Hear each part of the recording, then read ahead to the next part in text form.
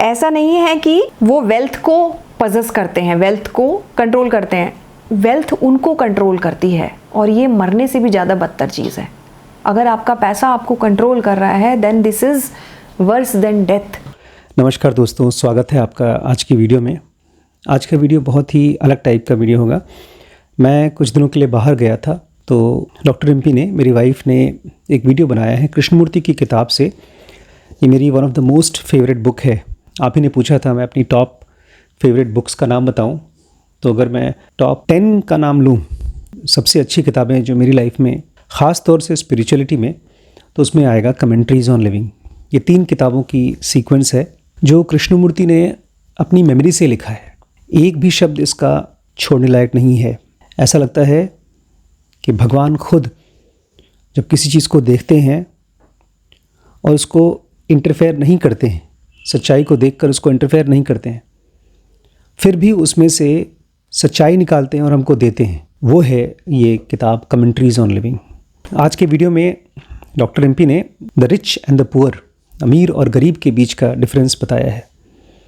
अभी कुछ दिन पहले हिंदुजास का एक केस आया जिसमें वो गरीबों के साथ बहुत ही गलत तरीके से बिहेव कर रहे हैं। अब पता नहीं वो कितना सच है कि नहीं, लेकिन ये चीज़ बहुत सच है अमीरों के बारे में और गरीबों के बारे में कि उन्हें स्पिरिचुअल रास्ते पे क्या मुश्किलें आ सकती हैं, सुकून पाने में, एनलाइटेंड होने में क्या प्रॉब्लम्स आ सकती हैं।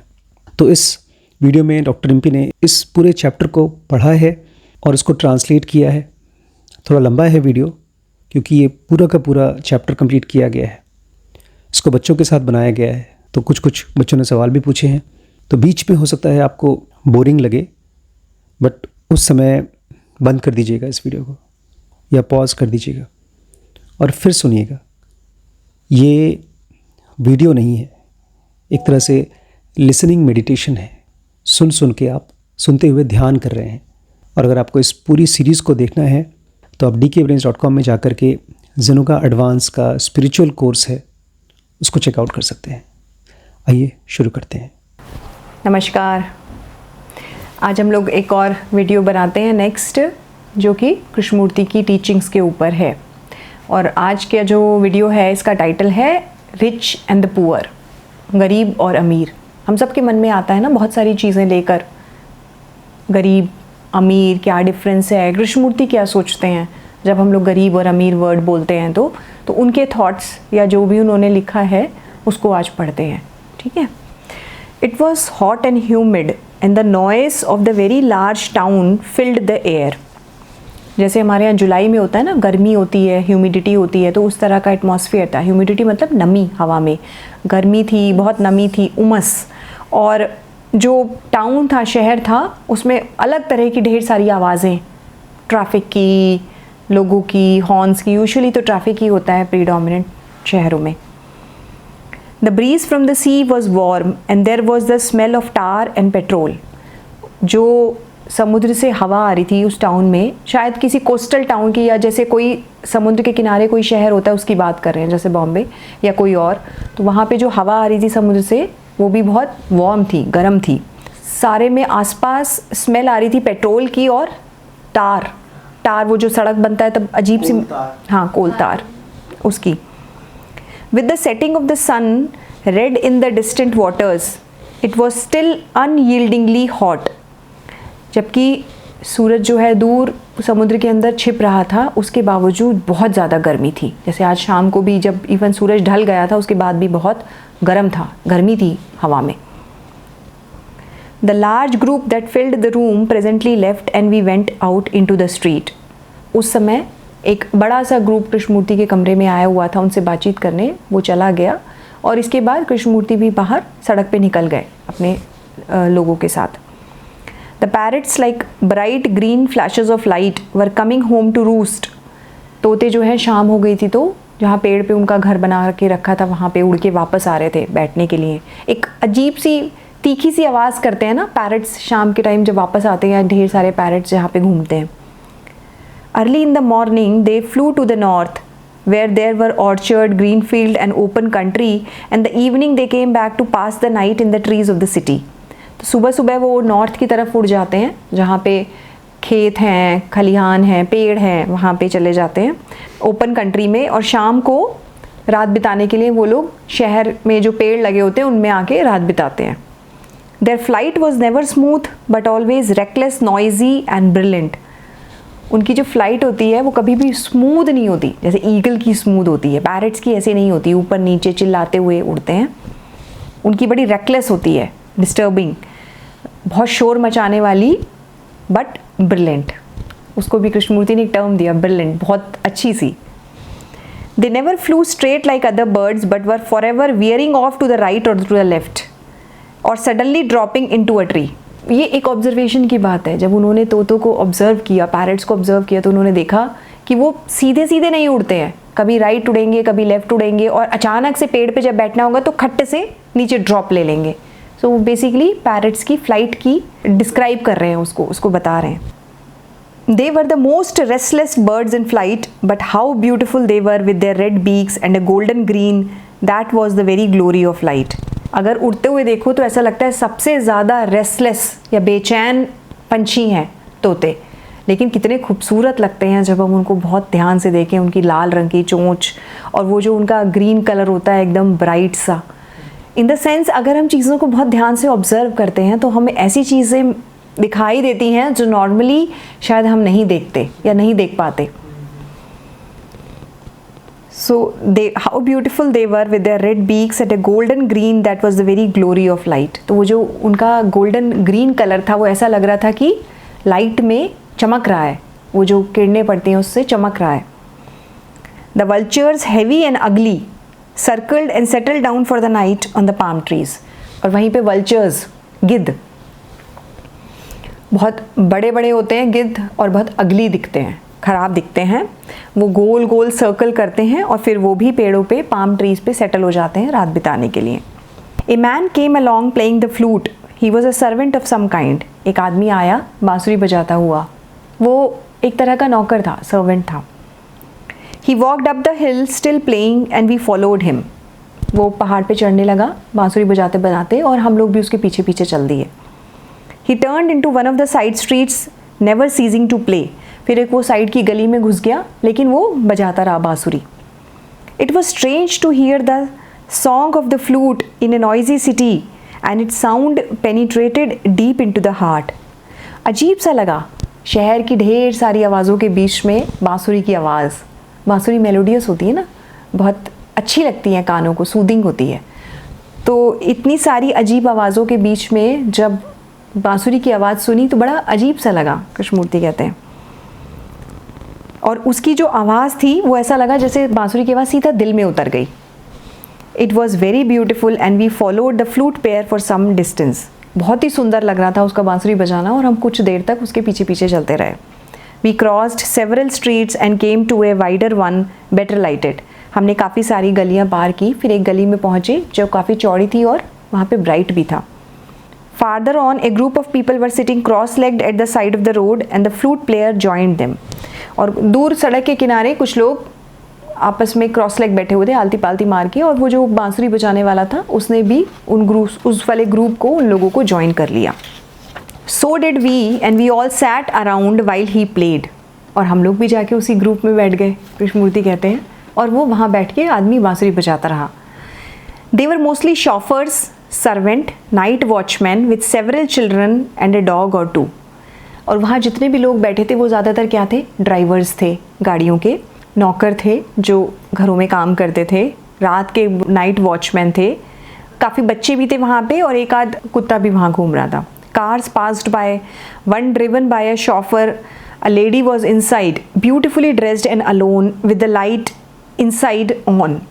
काफ़ी सारी कार आसपास से गुजरी। एक कार गुजरी जिसको एक ड्राइवर चला रहा था, पीछे एक लेडी बैठी हुई थी जो काफ़ी खूबसूरती से तैयार थी, अकेली बैठी हुई थी और अंदर की लाइट ऑन थी। Another car Drew up, the chauffeur got out and sat down with us. फिर एक और कार आई तो वहाँ का ड्राइवर कार में से निकला और हमारे साथ आके बैठ गया। They were all talking and enjoying themselves, laughing and gesticulating, but the song of the flute never wavered and there was delight. Krishnamurti कहते हैं सब लोग वहाँ जितने लोग बैठे थे आपस में बातें कर रहे थे, एंजॉय कर रहे थे, आपस में हंस रहे थे, इशारे कर रहे थे, जेस्चर्स कर रहे थे, लेकिन वो जो बांसुरी का जो गाना था वो बिल्कुल हिला नहीं, इधर उधर वेवर नहीं हुआ, डिस्टर्ब नहीं हुआ, और उसमें एक अजीब सी खुशी थी, डिलाइट थी। वो गाना जो है वो आदमी फ्लूट अपना प्ले करता रहा और सब आसपास चल रहा था उसके। So presently we left and took a road that led to the sea past the well-lit houses of the rich.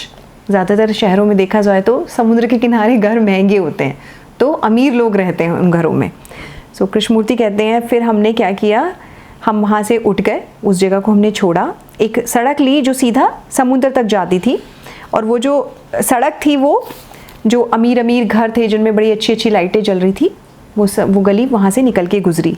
The rich have a peculiar atmosphere of their own. Krishnamurthy कहते हैं जो लोग अमीर होते हैं, जो रिच होते हैं, उनका एक अपना अलग ही एटमॉस्फेयर होता है। पेक्यूलियर मतलब अलग, पेक्यूलियर स्ट्रेंज, मतलब स्ट्रेंज नहीं बोलेंगे, पेक्यूलियर मतलब स्पेसिफिक, अनोखा। उनका अपना अलग ही एटमॉस्फेयर होता है। However cultured, unobtrusive, ancient and polished, the rich have an impenetrable and assured aloofness, that inviolable certainty and hardness that is difficult to break down. अब इसमें कृष्णमूर्ति ने कई सारे एडजेक्टिव यूज़ किए, कई सारी चीज़ें डिस्क्राइब की जो रिचनेस के साथ मिलती हैं। जैसे चाहे कितने भी कल्चर्ड हों, मतलब हमारा बहुत अच्छा कल्चर है, जैसे बताते ना, बहुत अच्छे से उठना बैठना ड्रेस करना, सो एक कल्चर। कितने पुराने अमीर हों, कितने ही पॉलिश्ड उनके तरीके हों, पॉलिश्ड मतलब बहुत पर्टिकुलर, एकदम क्रिस्प चीज़ें, और अनऑब्ट्रूसिव का मतलब बिना दखल अंदाजी के। तो कितने भी कल्चर्ड हो, unobtrusive, ancient and polished. The rich have an impenetrable and assured aloofness. जो लोग अमीर लोग होते हैं ना, उनमें एक अलग थलग रहने की क्वालिटी होती है। अनऑब्ट्रूसिव एंड एश्योर्ड अलूफनेस मतलब अकेले रहना पसंद करते हैं, कहीं ना कहीं उनको ऐसा लगता है कि वो मिक्स नहीं होना चाहते। That inviolable certainty and hardness मतलब अपनी चीज़ों में बहुत पक्के हैं, एक तरह की हार्डनेस है उनके हार्ट के around, which is difficult to break down. उस हार्डनेस को और सर्टेनिटी को, अब अमीर हैं, कोई उनको कॉन्ट्रडिक्ट नहीं करता, तो सर्टेन हैं अपनी चीज़ों में, उस सर्टेनिटी को कोई ब्रेक नहीं कर पाता। बेसिकली कृष्णमूर्ति कह रहे हैं कि चाहे कितना भी पॉलिश्ड हो, कितना भी कल्चर्ड, वेल मैनर्ड, बट एक अंदर की एक हार्डनेस होती है, एक अलूफनेस होती है, एक अपने बारे में उनको सर्टेनिटी होती है जिसको तोड़ना बहुत मुश्किल है। However cultured, unobtrusive, ancient and polished, the rich have an impenetrable and assured aloofness, that inviolable certainty. Inviolable मतलब जिसको आप तोड़ नहीं सकते, violate नहीं कर सकते, काट नहीं सकते, and hardness that is difficult to break down. In fact अगर आप देखो तो आप किसी होटल में जाते हो तो वहाँ पे ज़्यादातर रूम्स सब मर्ज होते हैं, और जो बहुत सूट्स होते हैं या जो बहुत महंगे रूम्स होते हैं, होटल उनको ऐसे बनाता है कि उनको अलग बनाता है। उनका मतलब होता है कि ये वही लोग आके रहना चाहते हैं जिनको प्रिवेसी चाहिए, in the sense they want to be separate from the rest of the people, कि हमें डिस्टर्ब ना करे, प्राइवेसी चाहिए and everything. They are not the possessors of wealth but are possessed by wealth which is worse than death.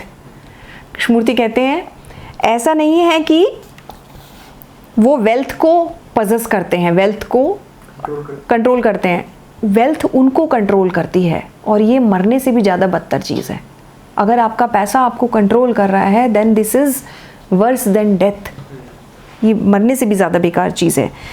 There conceit is philanthropy. Conceit मतलब छुपा के करना, तो देयर कंसीट इज़, इसको चेक करते हैं एक बार, कंसीट का मीनिंग देखो, CONCEIT। पैसा आपको कंट्रोल कर रहा है मतलब देखो प्राइड, किस चीज पे, excessive pride in oneself, conceit, CONCEIT ना। तो एक्सेसिव प्राइड, वो अगर फिलैंथ्रोपी करते हैं तो उस पे खूब घमंड है कि मैं ये करता हूं। हाँ, तो देयर कंसीट इज फिलैंथ्रोपी। वो जो उनका घमंड आता है कि हम कुछ भला कर रहे हैं दुनिया का, लोगों का, वो फिलैंथ्रोपी के थ्रू करते हैं। अब श्रीश ने पूछा कि इसका क्या मतलब है कि they are not the possessors of wealth but are possessed by wealth. Simple है, क्या कहते हैं, क्रेविंग रहती है और लेने की, और लेने की। अब मेरे पास मैकबुक एयर है तो अब मुझे अब मैकबुक प्रो चाहिए, M2 चिप नहीं, M3 चिप चाहिए। जो तुम्हारा फोन है वो तुम्हारे वश में नहीं है, फोन ने तुमको अपने वश में कर रखा है। ऐसे ही पैसे का होता है। हमारे पास पैसा आता है, हमें लगता है कि हमारे पास इतना पैसा आएगा तो हम फ्री हो जाएंगे, बट एक्चुअली जब उतना पैसा आता है तो हमको और पैसा चाहिए होता है, और पैसा चाहिए होता है। क्या करेंगे उस पैसे का भी क्लियर नहीं है, लेकिन और चाहिए। तो एक तरह से अब आप पैसे को कंट्रोल नहीं कर रहे, पैसा आपको कंट्रोल कर ले रहा है, इसका मतलब ऐसे।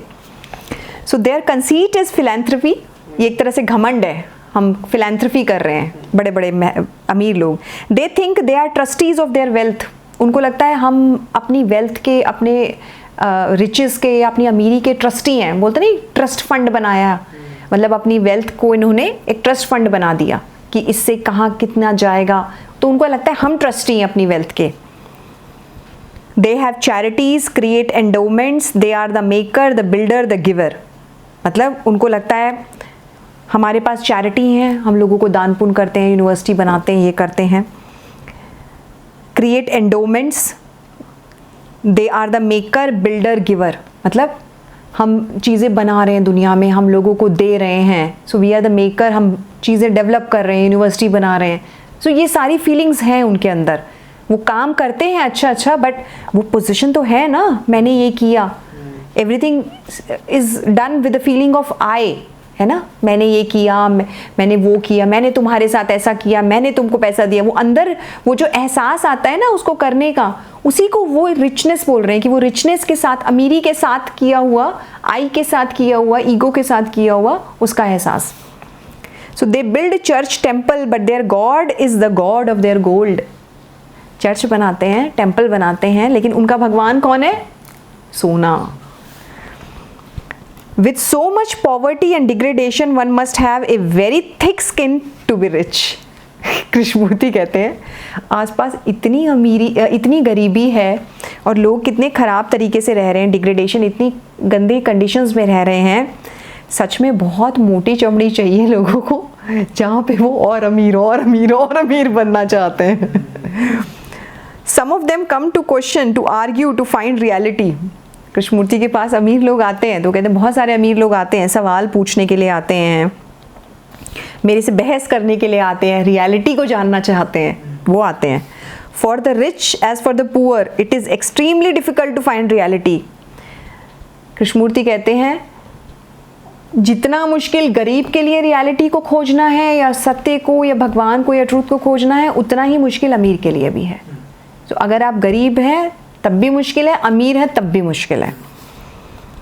The poor crave to be rich and powerful. गरीब के लिए क्यों मुश्किल है? उसको अमीर बनना है, ताकतवर बनना है। And the rich are already caught in the net of their own action. और अमीर लोग तो ऑलरेडी फंसे हुए हैं इस पूरे चक्रव्यूह में अपने ही एक्शंस के। And yet they believe and venture near. इसका क्या मतलब हुआ? And yet they believe and venture near. वो रिच लोग, हाँ, इसका मतलब रिच लोगों को लगता है the poor crave to be rich and powerful. Venture मतलब रिस्की और डेयरिंग जर्नी और undertaking, pioneering venture into little known water. Undertake risk. हाँ, एक्चुअली कृष्णमूर्ति कह रहे हैं बेचारा जो गरीब आदमी है वो तो फंसा हुआ है इस चीज़ में कि मुझे और अमीर बनना है और पावरफुल बनना है। और जो रिच लोग हैं वो ऑलरेडी अपने ताने बाने में उलझे हुए हैं, लेकिन तब भी उनको ये फीलिंग होती है कि हम तो ट्रूथ के बहुत पास हैं, इन द सेंस हमारे लिए आसान है ट्रूथ को पाना या रियलिटी को पाना। And yet they believe and venture near. उनको ऐसा लगता है कि वो विश्वास करते हैं कि we can achieve that truth and venture near, उसके पास जाने की कोशिश करते हैं। They speculate not upon only upon the market but upon the ultimate. Speculations करते हैं, ऊपर जाएगा नीचे जाएगा, जैसे मार्केट के ऊपर स्पेकुलेट करते हैं, स्टॉक मार्केट पे फोरकास्ट करते हैं, ऐसे ही अल्टीमेट रियलिटी पे भी फोरकास्ट करते हैं बैठ के। ये बेसिकली वो टॉन्ट मारे एक तरह से, है ना। They play with both but are successful only with what is in their hearts. वो दोनों के साथ खेलते हैं, बाहर भी, मनी के साथ भी और अंदर भी, लेकिन वो सक्सेसफुल उसी के साथ होते हैं जो चीज़ अंदर होती है। But they play with both but are successful only with what is in their hearts. Their beliefs and ceremonies, their hopes and fears have nothing to do with reality. आपकी बिलीफ, आपकी मान्यता, बहुत बड़ा मंदिर बनवाने से ऐसा नहीं हो जाएगा कि भगवान आके उसमें बैठ ही जाएंगे। आप कोई पूजा पाठ सेरेमनी करोगे तो ज़रूरी नहीं है उससे आप ट्रूथ के बहुत पास आ जाओगे। देयर होप्स एंड फियर्स, उनकी उम्मीदें, उनके डर, उसका कुछ भी लेना देना नहीं है रियलिटी के साथ। For their hearts are empty, क्योंकि अगर आपका मन खाली है, अंदर से दिल खाली है, तो बाहर से कुछ भी कर लो कोई फ़र्क नहीं पड़ता किसी भी चीज़ का। The greater the outward show the greater the inward poverty, जितना ज़्यादा बाहर का दिखावा उतने ज़्यादा मन की गरीबी। ज़्यादा दिखावा मतलब अंदर उतना ही गरीबी है जितना बाहर आडंबर है, दिखावा है। To renounce the world of wealth, comfort and position is a comparatively simple matter, but to put aside the craving to be, to become demands great intelligence and understanding. अब कृष्णमूर्ति यहाँ पे एक बहुत बड़ी बात कह रहे हैं। वो ये कह रहे हैं, वैसे तो ये भी वो लोगों के लिए बहुत मुश्किल काम है, कोई अपनी अमीरी जल्दी त्यागता नहीं है, इन द सेंस जो फिलैंथ्रफी करते हैं या अपना पैसा दे देते हैं या सब छोड़ के मॉन्ग बन जाते हैं। कृष्णमूर्ति कह रहे हैं ये तो फिर भी आसान है, आप बाहर की दुनिया के वेल्थ छोड़ दो, this is relatively easy. To renounce the world of wealth, comfort and position, अमीरी की, कंफर्ट की दुनिया, पोजिशन की दुनिया जहाँ पावरफुल हो, और वेल्थ की दुनिया, इसको छोड़ना तो फिर भी सिंपल मैटर है। सबसे ज़्यादा डिफ़िकल्ट चीज़ क्या है? To put aside the craving to be, अंदर से हम कुछ बनना चाहते हैं, चाहे हम प्रेसिडेंट बनना चाहते हैं, चाहे हम एनलाइटेंड बीइंग बनना चाहते हैं, दोनों ही क्रेविंग है। वो जो अंदर की क्रेविंग है उसको साइड में रखना ज़्यादा मुश्किल काम है, बजाय कि बाहर की अमीरी को छोड़ पाने के। But to put aside the craving to be, to become demands great intelligence and understanding. अगर आप इस क्रेविंग को साइड करना चाहते हो, इसके लिए आपको बहुत ज़्यादा इंटेलिजेंस और अंडरस्टैंडिंग की ज़रूरत है। The power that wealth gives is a hindrance to the understanding of reality and is also the power of gift and capacity. As is also the power of gift and capacity. Krishnamurthy कह रहे हैं कि wealth के साथ एक तरह की ताकत आती है, पावर आती है, और जब आप अंदर से वो पावर को जब आप जीते हो तो आपके लिए रियलिटी को अंडरस्टैंड करना, सत्य को समझना या ट्रूथ को समझना मुश्किल हो जाता है। इसी तरह से अगर आप गिफ्टेड हो, अगर आपके पास कोई एक्स्ट्रॉर्डिनरी गिफ्ट है तो भी आपके लिए मुश्किल हो जाता है। या आपकी कोई कैपेसिटी है, सपोज़ मैं बहुत सारा काम करती हूँ, मेरी कैपेसिटी है, या मेरे पास गिफ्ट है कि अगर मैं चीज़ें, कॉम्प्लेक्स चीज़ें समझ पाती हूँ, तो ये भी एक हिंड्रेंस है ट्रूथ और अंडरस्टैंडिंग को समझने में। Happy is the man who is nothing, who is nothing. Actually क्या होता है ना, जो भी चीज़ हमारे पास होती है दुनिया में, हम उसी के थ्रू दुनिया को जीने की कोशिश करते हैं, फिर वही चीज़ हमको पकड़ लेती है। अमीर लोगों के पास पैसा है, वो पैसे से ज़िंदगी जीते हैं, इसीलिए वो पैसे को साइड नहीं कर पाते, अंदर की पॉवर्टी रह जाती है। ऐसे ही किसी के पास अगर पावर है, कोई गिफ्ट है, कोई कैपेसिटी है, इंटेलिजेंस है, सिंगिंग है, कोई ब्यूटी है, शक्ल सूरत है, everything is a hindrance in understanding reality. अगर आपके अंदर कोई भी गिफ्ट है, कैपेसिटी है, ऐसा नहीं है कि जिसके अंदर कुछ नहीं है उसको रियलिटी मिल जाएगी, बट कृष्णमूर्ति कह रहे हैं ये चीज़ें बांधती हैं एक लेवल पे, इसीलिए मुश्किल हो जाती है रियलिटी को समझना। अब दोबारा सुनो इसको। To renounce the world of wealth, comfort and position is a comparatively simple matter, but to put aside the craving to be, to become demands great intelligence and understanding. The power that wealth gives is a hindrance to the understanding of reality, as is also the power of gift and capacity. जो भी power, क्योंकि क्या होता है ना, जब किसी के पास कोई गिफ्ट होता है तो वो अपने आप को ताकतवर समझता है ना, उसको ये फीलिंग आती है ना कि मैं स्पेशल हूँ बिकॉज मेरे पास ये गिफ्ट है, मेरे पास ब्यूटी है, मेरे पास टैलेंट है। वो हर चीज़ फिर हिंड्रेंस हो जाती है रियलिटी को समझने में। This particular form of confidence is obviously an activity of the self, and though it is difficult to do so, this kind of assurance and power can be put aside. Krishnamurthy कहते हैं ये जो confidence आता है ना special तरीके का, this particular form of confidence is an obviously an activity of the self. ये हमारी ईगो से आती है ना, ये ईगो की एक्टिविटी से आता है जो कॉन्फिडेंस आता है, एंड ये मुश्किल है इसको साइड में रख पाना, बट फिर भी कृष्णमूर्ति कह रहे हैं कि this kind of assurance and power can be put aside. इस तरह की पावर और एश्योरेंस को हम फिर भी साइड में कर सकते हैं अगर चाहें तो। But what is much more subtle and more hidden is the power and the drive that lie in the craving to become. लेकिन ज़्यादा छुपा हुआ और ज़्यादा हिडन क्या चीज़ है अंदर जो एकदम दबा हुआ है? द पावर टू बी, हम कुछ अंदर से बनना चाहते हैं, इवन रियलाइज करना चाहते हैं, इवन ट्रूथ को भी पाना चाहते हैं, तो वो भी एक तरह का हिंड्रेंस क्रिएट कर देता है। उनका ये कहना है कि अगर आप कॉन्शियसली एफर्ट करते हो तो वो एफर्ट आपकी ईगो से निकल रहा है, आई से निकल रहा है, तो उसमें आपकी ईगो ही स्ट्रेंथेंड हो रही है। तो वो जो क्रेविंग है, but what is much more subtle and more hidden is the power and the drive that lie in the craving to become. वो जो कुछ अंदर से हमको बनना है ना, उसकी जो अंदर से क्रेविंग है वो बहुत छुपी हुई होती है, इसीलिए उसको देख पाना हम लोगों के लिए, सबके लिए मुश्किल है। Self expansion in any form, whether through wealth or through virtue, is a process of conflict causing antagonism and confusion. Krishnamurthy कह रहे हैं कि हम कोई भी चीज़ करते हैं इस दुनिया में, चाहे मैं पैसा कमा रही हूँ, चाहे मैं कोई टैलेंट है या कुछ भी है, इसका मतलब ये नहीं है कि आपको नहीं करना चाहिए, बट उसके साथ एक जो एसोसिएटेड आपकी ईगो एक्सपैंड करती जाती है, वो उसको देखने को कह रहे हैं। ऐसा नहीं है, वो ये नहीं कह रहे हैं कि आप काम मत करो या आप टैलेंट मत डेवलप करो, लेकिन वो ये कह रहे हैं कि सब कुछ करो, बट उसमें वो जो ईगोइक प्रोसेस बढ़ता चला जाएगा, आपका ईगो एक्सपैंड होता चला जाएगा, उसको वॉच करो, बिकॉज वो रोकेगा आपको ट्रूथ को पहुंचने में या पाने में। Self expansion in any form, आपकी ईगो जो एक्सपैंड करती है, जो आई स्ट्रांग होता है, वो वेदर थ्रू वेल्थ और थ्रू वर्च्यू, चाहे वो किसी गुण के थ्रू करो, चाहे आप वेल्थ के थ्रू करो, it's a process of conflict causing antagonism and confusion. इससे कन्फ्यूजन पैदा होगी।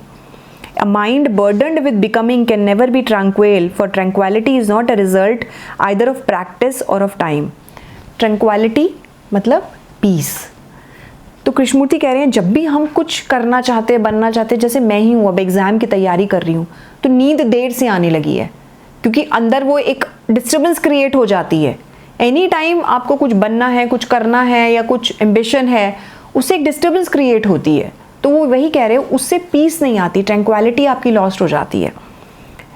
सो a mind burden with becoming, वो जो थॉट्स हैं, वो जो माइंड है जिसके अंदर एक बोझ आ गया, उसको ऐसे करना है, बनना है, पाना है, so can never be tranquil, for tranquillity is neither a result of practice और नॉट ऑफ टाइम। पीस ना तो प्रैक्टिस करने से आती है, ना हम ये सोच लें कि हम इस प्रैक्टिस को करते रहें या समय के साथ पीस आ जाएगी, ऐसा नहीं होता है।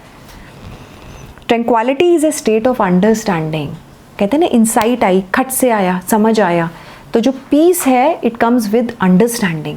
जैसे सपोज मैं आज एग्जाम्पल के लिए से गरिमा को कुछ पॉइंट समझाने की कोशिश कर रही हूँ, या शिरीष को कोई पॉइंट समझाने की कोशिश कर रही हूँ कि शिरीष तुम गुस्सा करते हो तो ऐसे मत करो। आज उसको नहीं समझ आए शायद, है ना, या कल ना समझ में आया परसों, लेकिन सम टाइम सम डे वो अचानक से खट से उसको एकदम से लगेगा, हाँ अगर मैं ऐसा नहीं करता तो ये नहीं आता। सो उस दिन जिस दिन इसको वो इंसाइट आएगी, उस दिन वो चीज़ इसकी क्या हो गई, अंडरस्टैंडिंग बन गई। तो ये कह रहे ट्रैंक्विलिटी जो पीस होती है ना, वो भी धीरे धीरे हमारी अंडरस्टैंडिंग से आती है। एंड वो किसी भी चीज़ के लिए है, वो किसी भी चीज़ के लिए है ज़िंदगी में। जब भी हम कोशिश करते हैं ना, कॉन्शियस एफर्ट डालते हैं, तो उससे पीस खत्म होती है और अंडरस्टैंडिंग से पीस आती है। मतलब ट्रैंक्विलिटी जो पीस है वो आपकी समझ से ही आएगी, वो इंसाइट से आएगी। जब कोई भी चीज़ आपके अंदर गहरे उतरेगी, जब कहीं आपको अंदर किसी कोर को टच करेगी, तब फिर वो आपकी समझ बन के निकलेगी और वहाँ से पीस आएगी आपको। And becoming denies this understanding. लेकिन अगर अंदर कोई एम्बिशन चल रहा है, कुछ बनना है, तो फिर अंडरस्टैंडिंग बड़ी मुश्किल हो जाती है, क्योंकि अब एम हो गया ना, एक कॉन्शियस एफर्ट लग गया, तो अंडरस्टैंडिंग और पीस खत्म हो जाएगी। Becoming creates the sense of time which is really the postponement of understanding. The I shall be, मैं ऐसा हो जाऊंगा, is an illusion born of self importance. Krishnamurthy कहते हैं ये जो illusion आता है ना I का, ये हम जब अपने आप को बहुत important मानते हैं, self importance से हमारी ego assert करती है, तब हम बहुत important, उसने मुझे ये बोल दिया, उसने मेरी बेइज्जती कर दी, उसने मुझे जवाब दे दिया, या उसने मेरे पे चिल्ला दिया। This is what my आई या माई ईगो इज़ क्राइंग। वो उस टाइम वो ईगो स्ट्रांग हो गई है, तो अंडरस्टैंडिंग नहीं आएगी, ना तो सिचुएशन समझ में आएगी, ना सामने वाला समझ में आएगा, क्योंकि इस टाइम मेरी ईगो और मेरी ही चीज़ें इंपॉर्टेंट है। The sea was as restless as the town, but its restlessness had depth and substance. Sea भी उतना ही रेस्टलेस था, समुद्र कह रहे हैं कृष्णमूर्ति, जितना कि टाउन, लेकिन जो समुद्र की रेस्टलेसनेस होती है वो ऊपर सरफेस पे होती है, उसके अंदर गहराई और सब्सटेंस होता है। The evening star was on the horizon, शाम को इवनिंग स्टार था, दिख रहा था आसमान में। We walked back through a crowded street with buses, cars and people. हम वापस आए तो बहुत शोर था गली में, बसें चल रही थी, कार थी, लोग थे। ए मैन ले naked and asleep on the side walk. एक आदमी साइड में लेटा हुआ था, उसके बदन पे कपड़े नहीं थे, सो रहा था। ही वॉज अ बेगर, वो भिखारी था। Exhausted, fatally undernourished and it was difficult to awaken him. बेचारा बहुत कमज़ोर था, बहुत मुश्किल था उसको जगाना, जान ही नहीं थी शरीर में। Beyond lay the green lawns with bright flowers of a public garden. और उस भिखारी के पीछे एक ग्रीन कलर का लॉन था, घास थी हरी हरी, जिसमें गार्डन था, पब्लिक गार्डन जैसे गार्डन्स होते हैं, और उसमें ढेर सारे रंग बिरंगे फ्लावर्स थे। तो जब मैं इस डिस्क्रिप्शन को पढ़ती हूँ कृष्णमूर्ति के, जो कि ये कमेंट्रीज़ में दिया हुआ है, तो मैं ये सोचती हूँ कि उनकी आंखें और उनका माइंड वो चीज़ें भी ऑब्जर्व करता था जहाँ पे हमारी ऑब्जर्वेशन नॉर्मली नहीं जाती। अगर हम भिखारी को देखेंगे तो क्या होगा, हम इमोशनल हो जाएंगे, सेंटिमेंटल हो जाएंगे, दुखी हो जाएंगे, और फिर उसके पीछे का गार्डन हमारे उसमें रजिस्टर ही नहीं होगा कॉन्शियसनेस में। बट जब वो देखते थे तो हर चीज़ को इस तरीके से देते थे, फैक्चुअल वे में, ये ऐसा है, वो वैसा है, ये ऐसा है। एंड उसके बारे में सेंटिमेंटल होना या इमोशनल होना या फिर उसको क्रिटिसाइज करना या जज करना, that is what he says कि अगर आपके मन में जो थॉट्स आते हैं, अपने मन के थॉट्स, दो चीज़ें, एक तो हम बाहर की चीज़ों को देख रहे हैं और उसके साथ साथ हमारे माइंड में जो कमेंट्री चल रही है उन चीज़ों के लिए, उसको भी देख रहे हैं। तो ये दोनों मिलके ऑब्जर्वेशन होती है। जैसे मैंने देखा वैभव नाखून खा रहा है, वैभव नाखून खा रहा है, उसको देखा बाहर और मन में 2-3 थॉट्स आए, नाखून नहीं खाना चाहिए, हाथ खराब हो जाएंगे, इसको रोक दूं क्या। तो वो जो 2-3 थॉट चले, उनकी भी अवेयरनेस। सो वो ऑब्जर्वेशन दोनों मिला के होगी, जब मैंने बाहर की चीज़ ऑब्जर्व की और अपने अंदर के थॉट्स को भी ऑब्जर्व किया। ज़्यादा मुश्किल होता है अंदर के थॉट्स को ऑब्जर्व करना, क्योंकि हम बहुत भरोसा करते हैं उन माइंड में चलने वाले थॉट्स का, हम बहुत भरोसा करते हैं, हमको लगता है ये सच है, चाहे वो बाहर की दुनिया से रिलेट करते हो कि नहीं, लेकिन चूंकि वो हमारे माइंड में चल रहा होता है तो हम उन पे बहुत विश्वास करते हैं। आज जब मैं तुमको बात कर रही थी, गरिमा को समझा रही थी, तो मैं शायद इसी चीज़ को कहने की कोशिश कर रही थी कि क्या हम, जब हम किसी चीज़ को लेके परेशान हो रहे हैं या दुखी हो रहे हैं, तो क्या हम अपने दिमाग में चलने वाले थॉट्स को थोड़ा सा देख सकते हैं। वो बात सही है कि वो इमोशंस आ रहे हैं, सेंटिमेंट्स आ रहे हैं, बट एक डाउट आता है वहाँ पे कि क्या ये वाकई में सच है, हो सकता है झूठ भी हो। एक आयोटा ऑफ डाउट, पहला स्टेप मुझे लगता है शुरुआत की जा सकती है कि ज़रूरी नहीं है हमारे माइंड्स में सारे चलने वाले फैक्ट्स जो हैं वो, या जो थॉट्स हैं वो बाहर की ज़िंदगी में सच हो। इस वीडियो को हम इसी क्वेश्चन के साथ एंड करेंगे। We should be doubting our thoughts. जब हमें थॉट्स आते हैं लोगों के बारे में, या जजमेंट्स आते हैं, या हम किसी के बारे में अच्छा या बुरा सोचते हैं, फिर क्या होता है ना, उससे उसके बाद नेक्स्ट उस इंसान से हम रिलेट ही नहीं कर पाते।